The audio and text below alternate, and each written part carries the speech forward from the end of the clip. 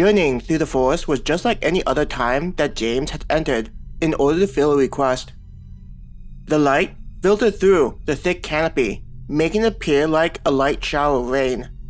Even though the sunlight was less than if they were out in the open, it was significantly greater than if they were navigating their way through the dark. Compared to the moon, the sun provided more light. It had been several days of them traveling through the forest. Unlike previous times, they hadn't encountered any monsters. Instead, the forest was alive with the sound of wildlife going about their day.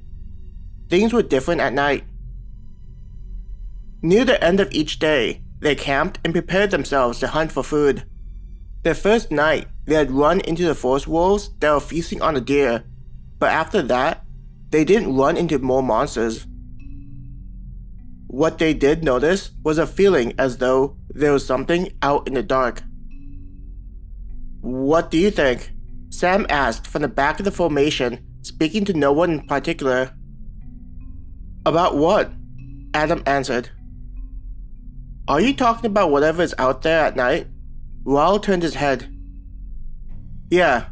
I mean, we haven't seen any monsters lately. During the day, there are the animals. But at night, even they disappear. It's like the forest is on alert about something," Sam said. James listened to the conversation. He wanted to say that the wildlife must be sleeping, but he knew this wasn't the case. Even at night, if there are no monsters within their vicinity, there would be sounds of animals scavenging while the sun was down. The fact that things were silent at night indicated that something was wrong.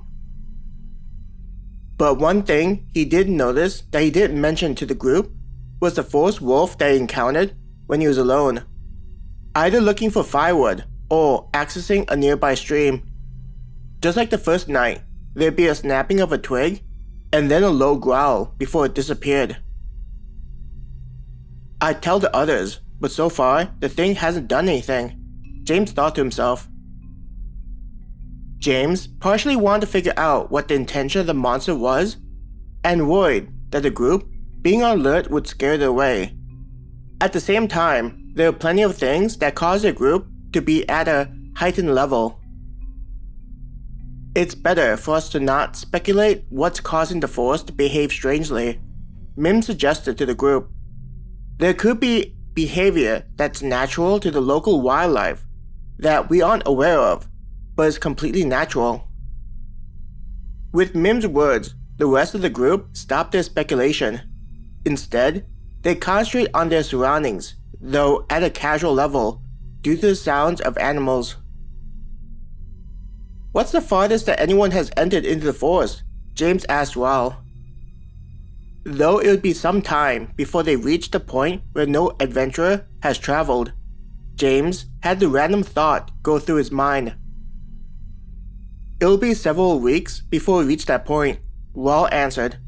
He continued looking at the surroundings. "That far?" Kate asked in wonder, not expecting that answer. "Does the guild make that information public?" Clearly curious about where Raul had gotten such information. Raul shook his head.